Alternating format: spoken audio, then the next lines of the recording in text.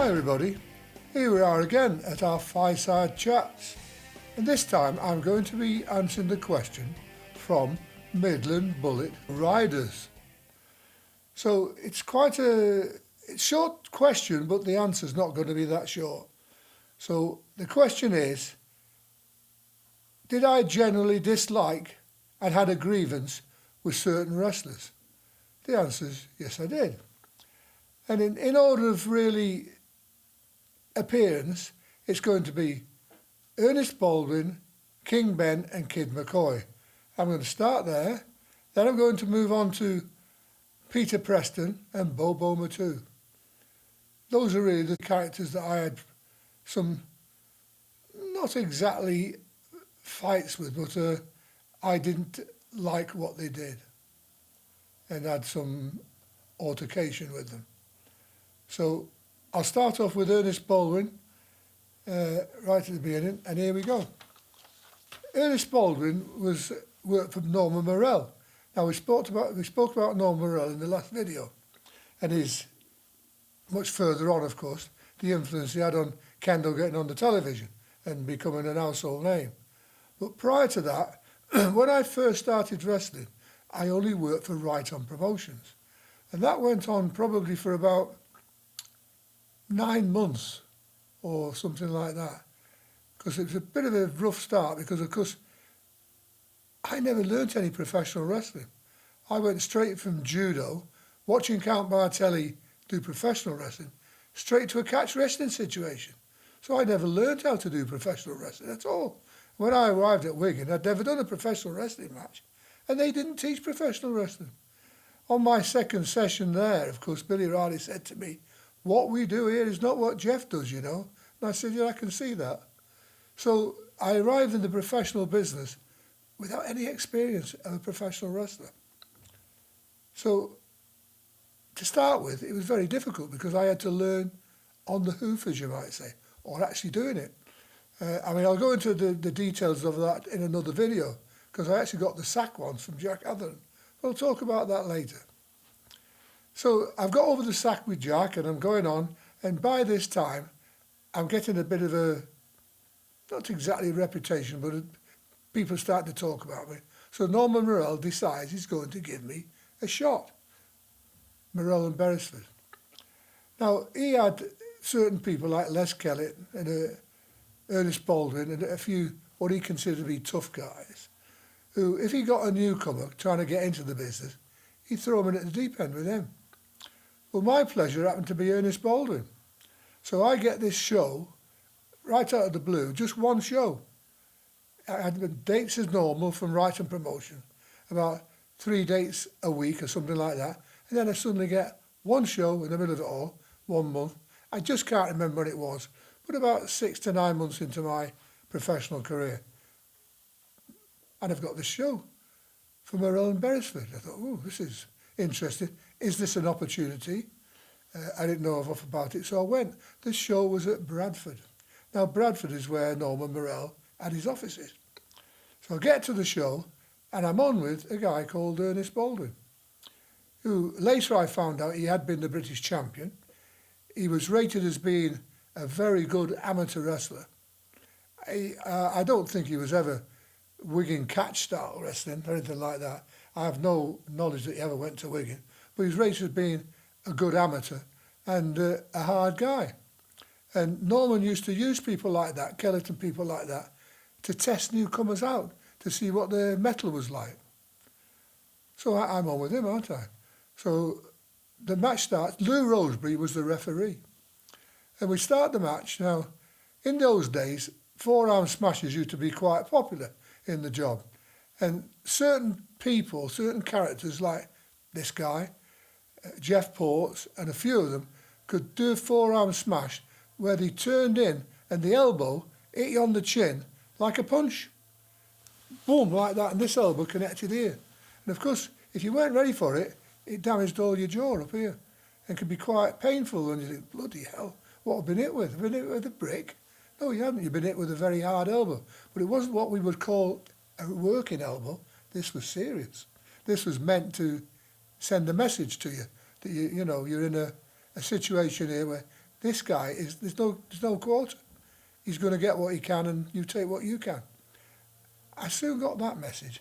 So I thought, I gave him the benefit of the doubt, the first one. And we linked up again, and I got another one. I thought, this is a bit out of the order, you know. So I'd been to Wigan. I arm dragged him, which I could show you, but I won't show you now. I arm dragged him, got behind him, I crutched him and sent him into the mat, shoulder first. Boom. A very, very hard bump, because I lifted him off the ground. Quite a big guy. I mean, he'd be 16 stone probably, or that sort of thing. I drove him into the mat, and the referee started to count, and then the referee realised he wasn't going to get up. So the referee pushed me back and sort of made out that I was interfering, get back Kendo Nagasaki. Then he turned around and started counting again. And this time he went very close down and counted very close. And then he came back to me, he says, you've done his shoulder, you'll have to do a finish. So I'm thinking, this is the first round. We haven't been in those days, Morell and Beresford used to do 4 10-minute rounds. So I suppose we've been in the ring probably 5 or 6 minutes, but we've still got quite a long way to go just for the first round. He's lying on the mat. He's saying, do a finish, because I've done his shoulder. So he did get up after that, and I put a simple submission on, the one that I do where it looks like you're twisting the neck. He submitted, back to the dressing room. Nothing was said. I got changed and went home and thought, well, that's the end of Morell and Beresford, isn't it? I'm not going to go back there, am I? This guy's complained that I've hurt him, la. I didn't realise that Norman Morell was very impressed. Apparently, I never saw Norman at this particular show, because Norman used to go to the shows, but he didn't make himself available or apparent. He used to stand at the back and watch. He never came to, very, very rarely came to the dressing room. And he rang me up and said to me, and I was very surprised, he said, I like your show, I'll be giving you some more work. I thought, bloody hell, this is very strange. It wasn't much of a show. It was quite, well, it wasn't a show at all, really. He hit me and I hit him, and in the end he got hurt, and I took a submission, we went home. So there wasn't much show about it, but he liked it. Anyway, to cut further forward, some years later, this is how this thing goes on, the Grudge. Some years later, I'm at Cleethorpes. And this would be probably before I got on the television, we're talking about 1968, probably, because the other one was very early on in my career.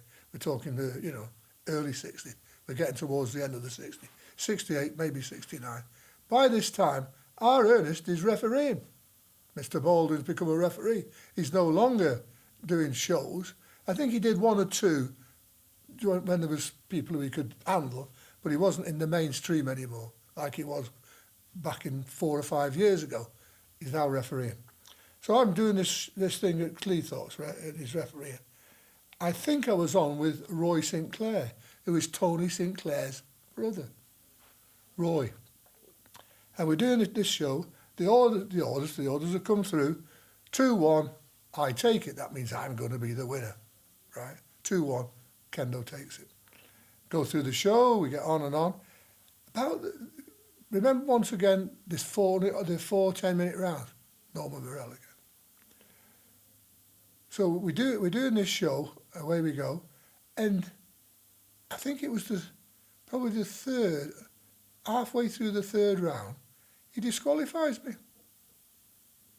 And I think Roy and I both got a fall, and I get disqualified. I'm supposed to get the winning fall, and I get disqualified. And I'm standing in the middle of the ring, having been disqualified, with a mask on, of course. And the crowd, in those days, the rules were that if the masked wrestler lost, take his mask off. And I thought, well, this is bloody handy, isn't it? I'm in the middle of the ring, I've lost because I've been disqualified, and I've got a mask on. The audience, more or less, they all stood up. And they surrounded the ring, chanting, mask off, mask off. I'm thinking, oh my God, where do I go from here? Because it's a dilemma. I'm not going to take the mask off, am I? And I'm going to find it very difficult to get back to the dressing room. Fortunately for me, I'm a bit of a tough guy, so I thought, well, I'm going to brazen this one out. I'm going to go through the buggers. So I jumped over the top. I could leap over the top rope in them days. and landing amongst them. And fortunately for me, the rest of the crew, the wrestlers, 2 or 3 of them came out and helped me back to the dressing room. We got back to the dressing room. Ernest Baldwin's still in the ring, declaring the other man the winner. I've got back to the dressing room. He came in, and I thought, you bastard. And I grabbed him, and I ran him up against the wall, and I said, what the bloody hell do you think you're doing? I think I used rather stronger language than that, but I won't use it now. I ran him up against the wall, and I'm about to punch him, and what happens to me? King Ben jumps on me back. Now, King Ben in those days was much younger than he was later on. I think he was only in his early 20s, if he was 20. He jumps on me back because it turns out that Ernest Baldwin had trained him. And he's trying to stop me from hitting our friend, isn't he? Because I'm going to chin him, aren't I? 'Cause I'm furious. He jumps on me back, and I don't know who it is to start with, do I? So I get him because I can get round. I'm not an invalid. I managed to get round and grab him, but he got away and he ran off. And he ran in Cleethorpes. It was the dressing room was a bit underground. You went up a staircase like that and back into the audience. He got up this staircase before I could get to him and back into the audience, go and catch him. I wanted him badly, I'll tell you, badly. I wanted him, but he got away. I turned back to Baldwin. By the time I turned back to Baldwin buggered off. So although I gave him a right good, bollocking and was about to give him even worse, that was all spoiled. Anyway, that seemed to be the end of it. I never heard anything about it. I never got any complaints.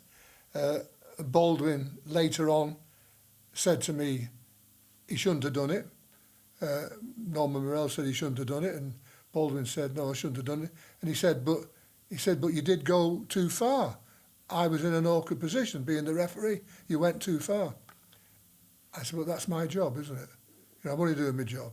So as far as Baldwin was concerned, we sort of smoothed that out because he worked for Norman and he refereed for Norman quite a bit. So I'm going to go back in the ring with this guy, aren't I? I never saw King Ben much again until much later, when a long time later, he may have been on the bills, but I've never really registered with him because he was just a sideline, really, wasn't he? Later on, when him and his son had been on the television, his son was Kid McCoy. And going right further forward, when I'm now working for Brian Dixon, and we're working for Dixon, and Blondie Barrett is now my tag partner. So we're going a long way forward. And by this time, King Ben is a man, he's got a son that's 20, which is Kid McCoy, or 19, 20. So he's a man 30-odd, late 30s. I don't know quite how old he was when he had the young man, but they were doing tagging together, father and son. And Brian decided, because I was tagging with Blondie, Brian decided it's going to be a great match. Got this young lad, because the young lad was a good-looking young lad, good for Blondie and me. We could beat him up. The old man could come and rescue him. Great show. Nothing problem with that. So we decided that this match has been... We'd never worked before. I'd never been in the ring with King Ben at all. We're going to do it. So he comes to the dressing room. We discussed the match slightly. He said, da-da-da-da-da-da-da. Go in the ring. Blondie starts the show, because Blondie, by this time, I'm a man in my 50s, aren't I? I'm getting on, aren't I? I'm the old daddy, aren't I, by now? I don't want to be bounced around the ring by a couple of scoundrels, do I? So Blondie goes in first, and Blondie comes back and says, fucking hell, what's going on? He says, they're stiff as fuck. I don't know what to do. And he said, they're really stiff. I said, what do you mean? He said, I can't do anything with them. And then the next thing, Blondie started on this side of the ring talking to me. The next thing, King Ben comes charging over the ring and headbutts me fully in the face. Smack! Knocks me off the ring apron. I thought, bloody hell, what's going on here? Not a working headbutt, a proper nightclub style headbutt. Knocked me straight off the ring. He follows me out. The headbutt's so strong that I've fallen into the front row of the people. Lost my balance when I went off the apron and went into the front row. He drags me out. And the next thing I know, I'm on the floor and he's on top of me. hitting me. So I thought, and I'm saying, piss off, you silly bastard, like, wouldn't do. I eventually got up and I went back to the dressing room. And Dixon came in and said, what's going on? I said, I don't know, go and ask him. He never came in the dressing room. Neither him and his son ever came in the dressing room. We never saw them again until later. And I said to Dixon, take it from me, Brian, if you use this man or that lad again, you can scratch my name out. I will not do any shows for you at all. You sack them pair tonight. I never want to hear of them. I never want to see them again. I never want them on another bill with on your wrestling shows. I think it's called, not All Stars, Wrestling Enterprises in those days. I ever want to see him. He said, I'll sack him. And that's what you duly did that night, sacked him. Right, we then put the clock forward about 3 to 4 weeks. I'm doing another show for Brian, and in the ring we've got Mark Rollerball Rocco and Pat Roach. I'll be the same pet guy. They're the tag partners. They both come to the dressing room and said, King Ben and his son are outside, and they're threatening to jump the ring and attack you. He said, because you've ruined their lives. You've cost them a fortune because they've not got any jobs. They're not working for Brian anymore. It's costing them a fortune. They want to cause trouble tonight if you're not going to back down and let them come back on the circuit. I said, there's no way they get back on the circuit. You can tell the pair of them to F off. And you can tell King Ben and his lad, if they think they're going to get the same result as they got last time, I know about them this time, that ain't going to work. If they want to jump the ring on me, be my guest. Anyway, we went in the ring. Rocco tried to talk me out of it. Rocco said, just let them come back, let them do a few shows, They don't have to be on the same bill as you. Just let them work for Brian. You never have to meet them or see them. Well, let's try and get this show out of the way, because he thought if they jump the ring, it'll be dreadful, He didn't want to fight him. And I don't think Pat Roach did either, but I did. I thought, if they get in that ring, I'm ready for him. I'm forewarned, he's forearmed, let me tell you. I mean, I might have come unstuck, but I was prepared to give it a go. Anyway, we did the show, and they stood in the aisle glaring at us, and they never got in the ring, either of them. And I never saw either of them again. They didn't come to another show, they never got in the ring. I cannot for the life of me understand what was going on in his head, because him and his son, the son had got this angelic face. A perfect victim. Blondie and I could beat him over, and the old man comes and rescues him. It's a box office success, isn't it? And he goes and blows it. He could have been working night in and night out with us two.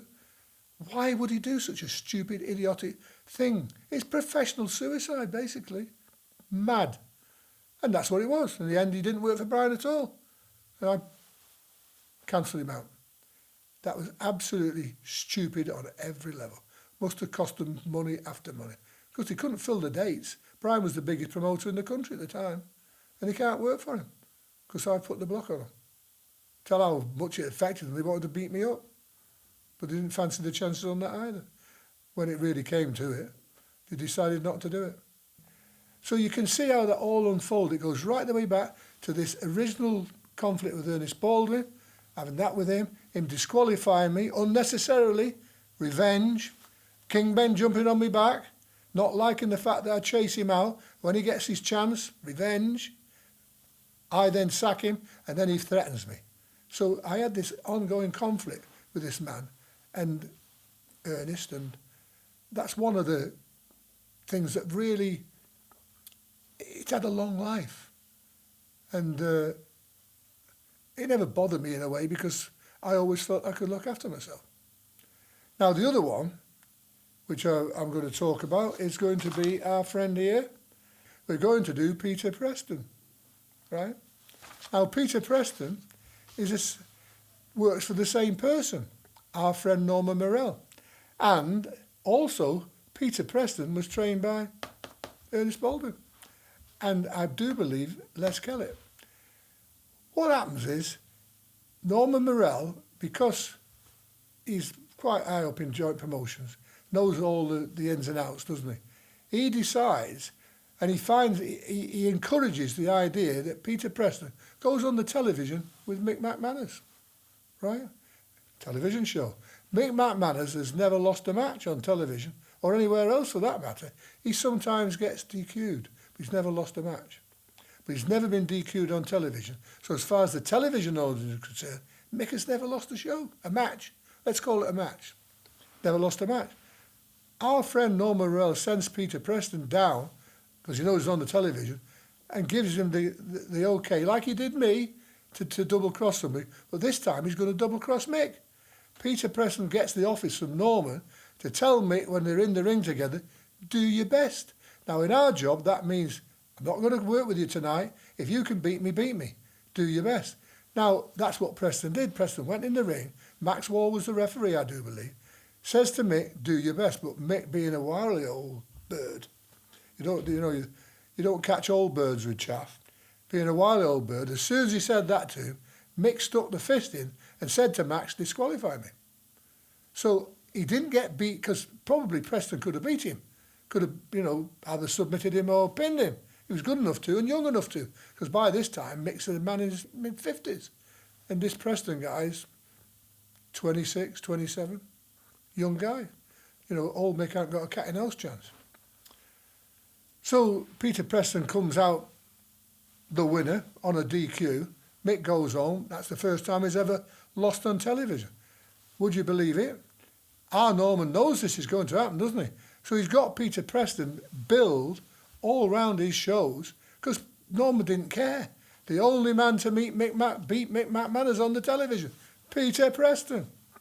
Well, I think this went to the little guy's head. Well, he wasn't that little. I mean, he was probably about 14, 15 stone and quite stocky. That went to his head. So, not so long after this, Peter Preston's on a show in Middlesbrough. Because our friend Norman Morell knows he can bill him everywhere, can he? As the man that beat Mick on the telly. And because he's beat Mick on the telly, he's now a top of the bill guy, isn't he? So they put him on with Jackie Pallo, top of the bill, and I'm supporting him. I don't know who I was on with that night, but that's irrelevant. I'm on the bill, but I'm going on second. And they're top of the bill. In those days, top of the bill always went on third, just after the interval. So Peter Preston and Jackie Pallo are going on third. I've arrived a bit, early enough before the punters get there. Got my little seat on the side here. In those days, the dressing rooms it was a very old town hall, so it had a big cupboard there, like a bit like a school cupboard. You put all the books quite high, probably about 4 foot off the ground with a big flat top on it. Big table in the middle, quite a big room, and we were getting changed in there.